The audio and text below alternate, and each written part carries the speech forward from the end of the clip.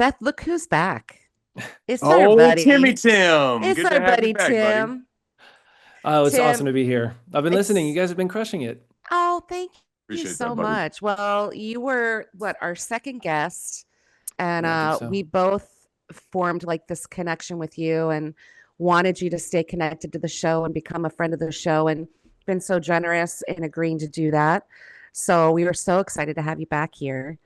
Under difficult circumstances. So in real time, we are recording this about an hour and 15 minutes away from the Iran deadline.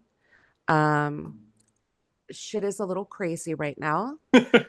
So I thought we would take some time while we're together. We're actually all together to record a bonus episode about redistricting. You're going to want to see that conversation. But this little standalone piece is just like a gift to the audience and us, to talk about everything that's happening right now in Iran, which is crazy, I right?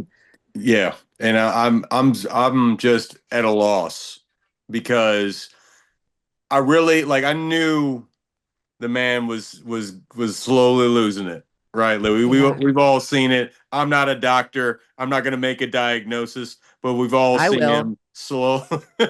We've all seen him slowly, sundowning, and the idea that you could even talk about eliminating an entire population of people. Crazy. And like what are you trolling? Are his followers going to say that he's trolling now? Like, Uh, oh, he was kidding. uh, They always say uh, like he's kidding. He was kidding, you yeah. libs. I You're mean, on. if he tacos out, that's what they'll say, right? If he tacos out, they'll say it was bluster, he was trolling, or it was all part of the negotiation and the bigger deal. But the thing is, like, let's just rewind the clock, right? Today is Tuesday. Right now it is 6:48 p.m.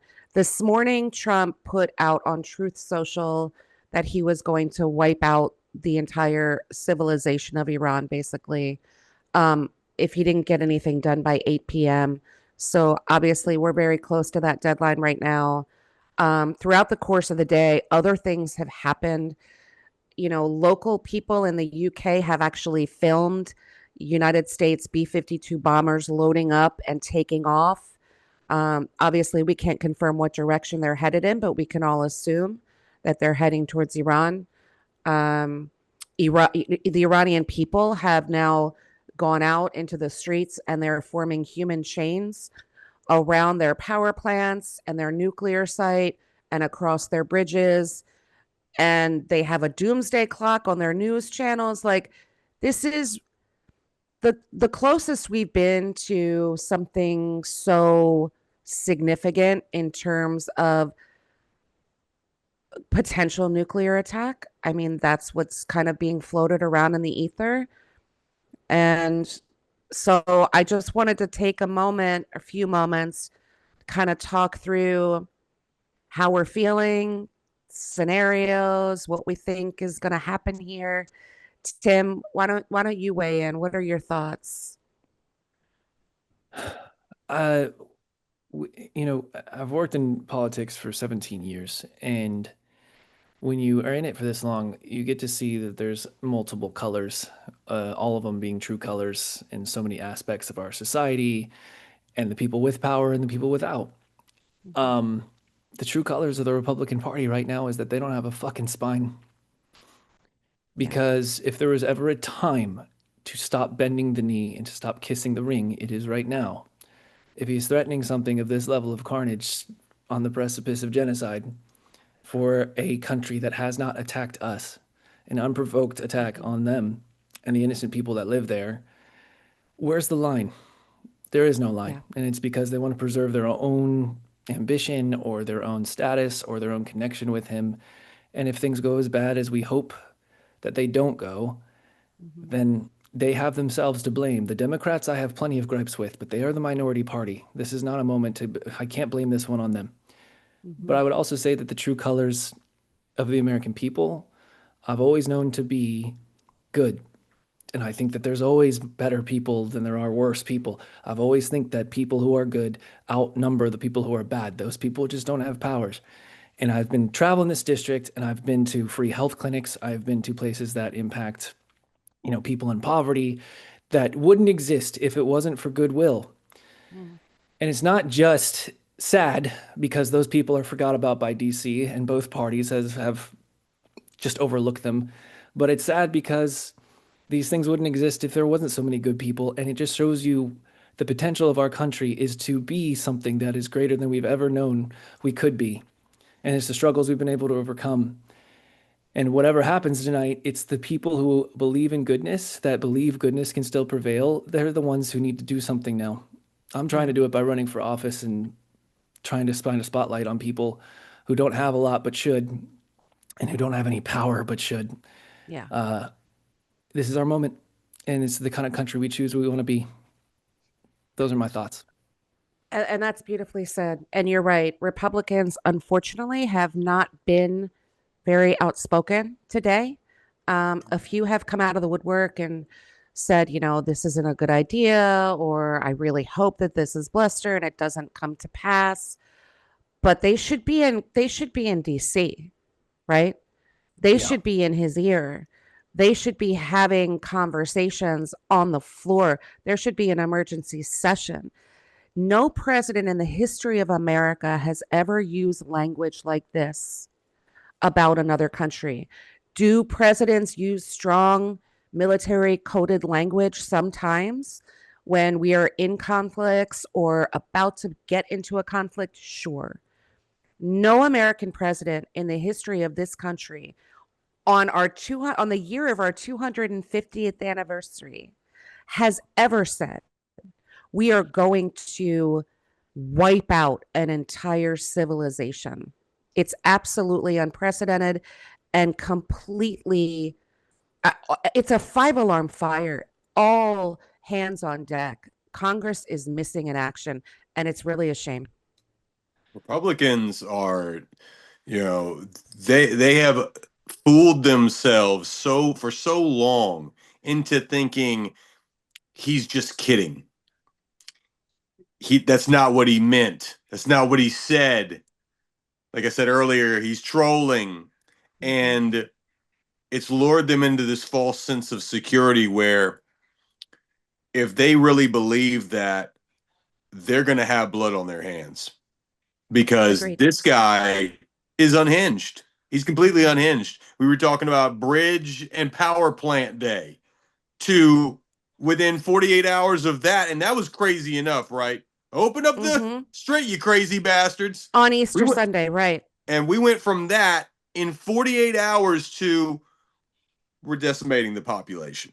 And quite the jump there, Trump. And so this has become a situation that is now untenable because 25th Amendment, you can throw that out the window. That would require Trump's cabinet of lackeys to turn on him, and that's not happening. That's not happening.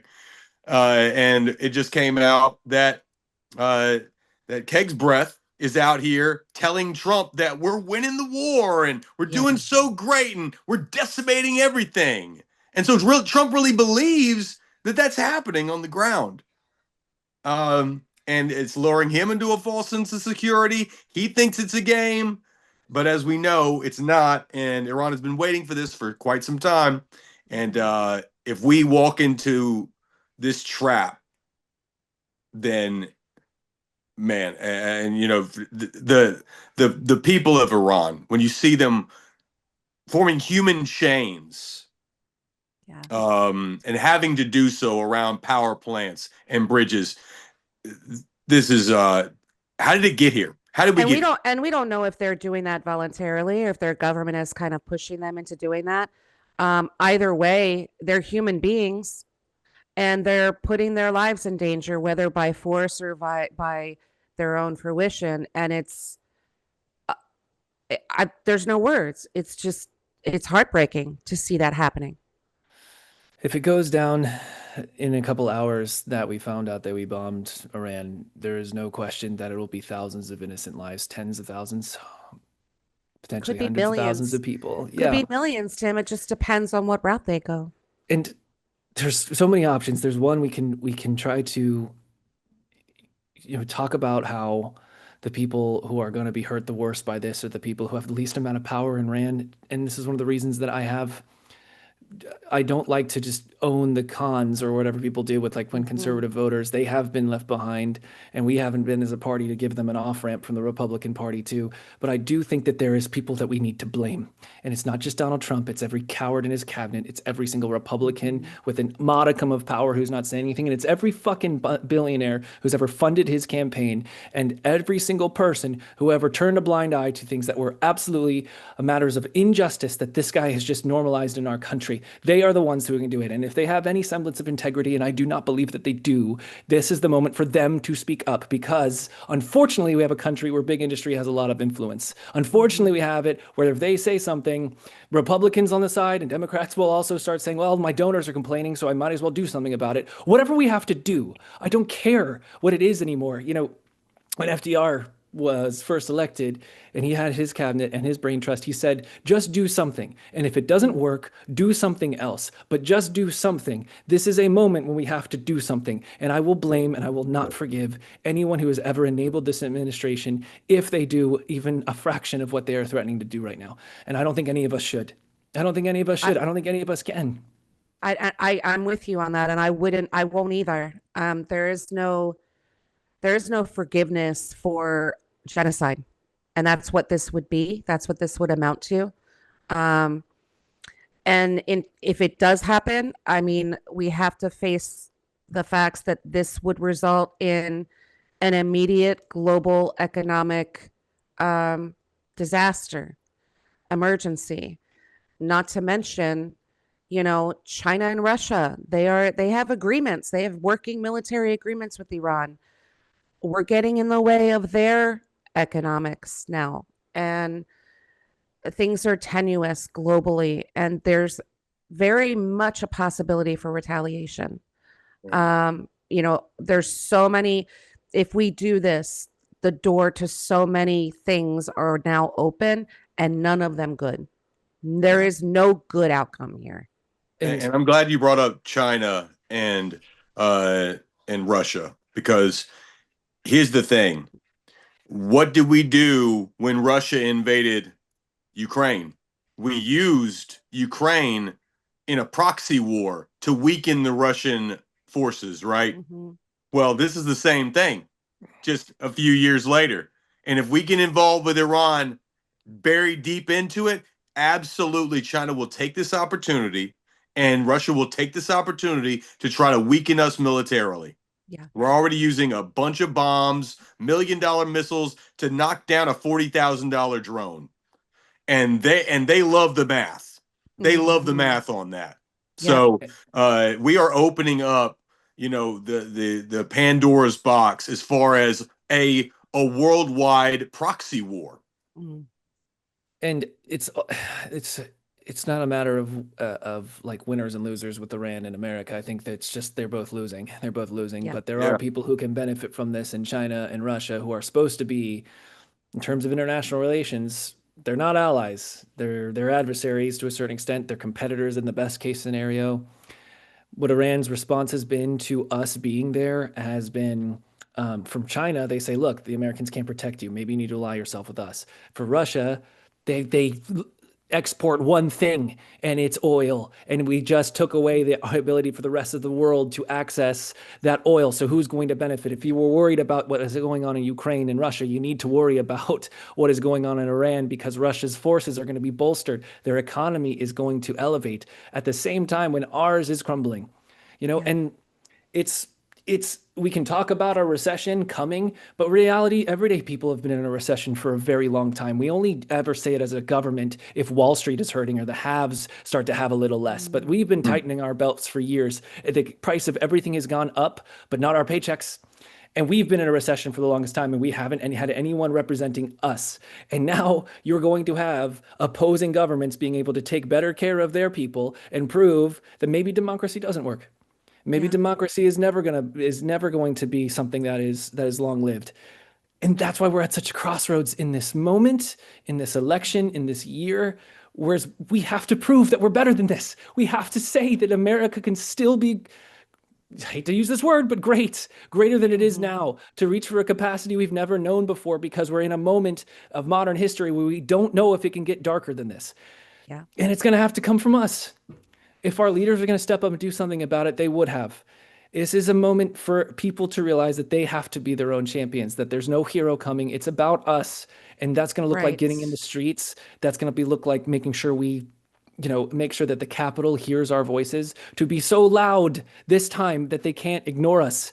That is what this moment should be. And I hope to God it doesn't end up, this countdown clock ends up in nothing and it's a taco moment. But just the fact that we don't know if it's going to happen or not is also this craziness that we find ourselves where we don't know what's going to happen. And because this guy who has so much more power than the rest of us can just do whatever he wants without accountability. Yeah. And then the I last thing, go ahead, so Allison. no, sorry. I mean, I think that's a great point, that no one is coming to save us. We have to all collectively, as a population, accept that, regardless of who you voted for at this point. We have gotten ourselves into a situation that is potentially catastrophic no matter what happens in the next hour. And if this isn't a wake up call, I don't know what it's going to take. But at some point, we're all going to have to end up in Washington, D.C. No Kings is great, but when we're doing it locally in our own isolated bubbles, it doesn't have quite the impact. And I would encourage, if things get worse and they're not going to get better, regardless of what happens tonight, we have got to be really active and stop being passive. And midterms are important, but we have so much work to do between now and then. It would be wonderful to get a no kings in DC. Yeah. Where we all fucking descend Yeah. on DC, 10, I think we have 15 to get to million that place. strong, and Yeah. we're at the fucking Lincoln building. Yeah. We're there next to the pool. Like, I don't think this protest has been growing, and that's been great to see. Mhm. But I think if it does come to what we hope won't happen, that there is no choice. We must descend on DC Yeah. in May, in June, Next week, we don't know. by any means necessary. Right. Because shit isn't out of control, and we can't rely on Congress to rein it in. We can't. Mm-mm. And I think it's also just important to note that, I'm part of the, Seth, you and I are part of the generation. I guess we're all part of the generation where, like, was the first time we sent a whole bunch of people our age to go to the Middle East to die. I didn't serve. A lot of friends who did. Some of them didn't come back. Or I knew a lot of people who did. Some of them didn't come back. Some of them didn't come back the same. And every time I drive to work in Richmond, I see a guy on the median holding a sign that says, "Homeless vet, please help." And that's a choice that our country has made, to turn its back on the people who are willing to sacrifice everything for us, but we just don't, return the favor. We could look at down the barrel of that again, because there's no way that if we can cause this much destruction, this much carnage in the region, and do what Trump wants us to do without putting boots on the ground. And this isn't about my election, this conversation. I'm moving this to just really make sure that the point is heard, is that where I'm running, it's the second most amount of veterans in Virginia. And when you meet vets, they tend to have children in the military. I remember the day after we invaded Iran, I went to a house party in Williamsburg, Virginia. It's a very lovely place. A lot of veterans live there. And then two people came and just said, "I just want to let you know, I saw you speak once. I really like you. I can't stay because we have a call with our son. He's in the Middle East." And it was the father who started to tear up when he was telling me about it. And then we were having this conversation about this and trying to, you have to understand these things deeper than talking points. These are things that affect people's lives. And someone said, "I was in the military, and my son wanted to follow my footsteps, and they said it's okay." And he has a daughter, and I'm not afraid to go down, but if I go down, I just want my daughter to know what I was fighting for. If we can't answer that question of what we're fighting for, and we're not trying to exhaust every diplomatic action and the reckless, haphazard way of putting our people in our armed forces in harm's way, like this president has, not only is that just disqualifying as a leader, it's disqualifying on all of us. So if that Yeah. takes marching on DC, we need to do it because that's what real families have to experience in this moment. And I think it's too easy to get caught up in all of the things. But I try to look at things on the microscopic level too. I want to be a country better than this. That's why I don't want this to happen. I don't want this war to continue. I don't want this president to have any more power ever. And I want him to have some accountability if he has to stay there. But the second thing is, if we don't, it's those families that I'm going to think about, and I think about them already. And it's the people we got to remember is that this is something that is going to change. I was on an all veterans panel, and someone said, the military doesn't just take something from you, it takes everything from you, live or die. We have an obligation to take care of these people. And then sometimes that means that despite the fact that they can fight with so much valor, and I will put our military up against anyone else every day of the week because of their valor, because of their competence, because of their ability to do it, that doesn't mean that we can just send them off recklessly. That means that we should be safeguarding them every chance we can. And there should be, only when we've exhausted every option do we do something like this. Agreed. But if we do what we're going to do, there will be boots on the grounds. Yeah. And Yeah, it has to be.